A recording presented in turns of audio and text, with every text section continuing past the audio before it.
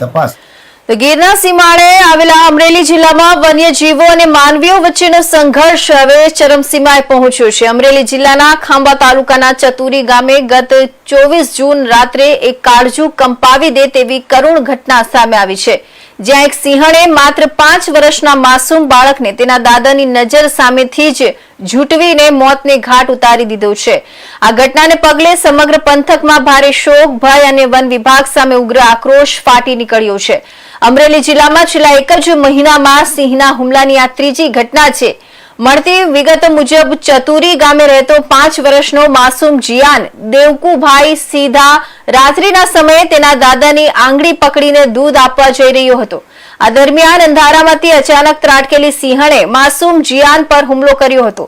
દાદા કંઈક સમજે તે પહેલા જ સિંહણ બાળકને તેમની નજર સામેથી જ ખેંચીને જંગલ તરફ ભાગી ગઈ હતી। દાદાની મજબૂર ચીસો અને બાળકના આક્રંદથી આખું ગામ ગુંજી ઉઠ્યું હતું।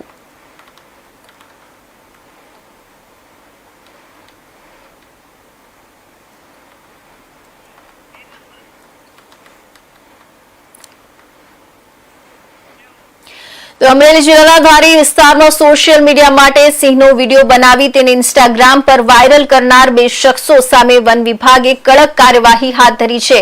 વન વિભાગે સ્પષ્ટ સંદેશ આપ્યો છે કે વન્ય પ્રાણીઓની પજવણી કરનાર કોઈને પણ છોડવામાં આવશે નહીં।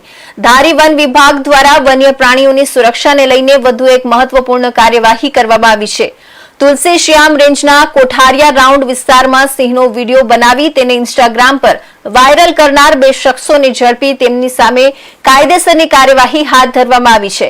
વન વિભાગની તપાસમાં સામે આવ્યું હતું કે આરોપીઓએ સોશિયલ મીડિયા પર લોકપ્રિયતા મેળવવાના હેતુથી સિંહનો વિડીયો બનાવી તેને જાહેર કર્યો હતો, જેના કારણે વન્ય પ્રાણીની પજવણી થઈ હોવાનું માનવામાં આવ્યું છે।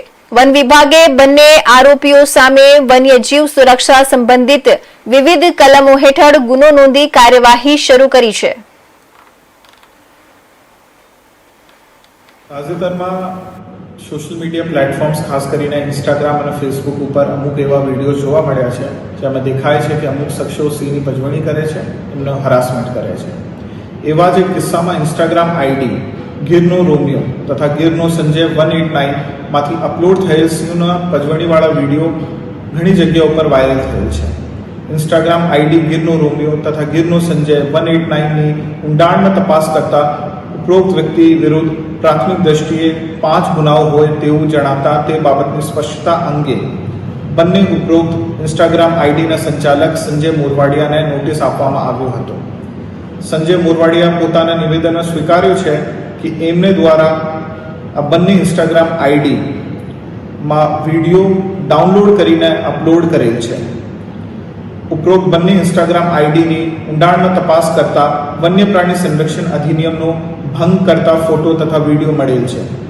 તે અંગેના તેમના નિવેદન મુજબ તેમના દ્વારા વન્ય પ્રાણી સંરક્ષણ અધિનિયમ અંતર્ગત 4 ગુનાઓ જેના પુરાવા ઇન્સ્ટાગ્રામ આઈડી ઉપર છે સ્વીકારેલ છે તથા ગુનામાં એમને સાથે સામેલ અજય ચાવડાને રેન્જ કચેરી તુલસીશ્યામ ખાતે બોલાવી નિવેદન લેવામાં આવેલ, જેમાં તેમના દ્વારા પણ વિડીયો અને ફોટોગ્રાફીનો ગુના સ્વીકારેલ છે। જેથી ઉપરોક્ત બંને ઇસમો વિરુદ્ધ અત્રેની તુલસીશ્યામ રેન્જના કોઠારિયા રાઉન્ડના વન્ય પ્રાણી સંરક્ષણ અધિનિયમ 1972ની વિવિધ કલમો હેઠળ ગુના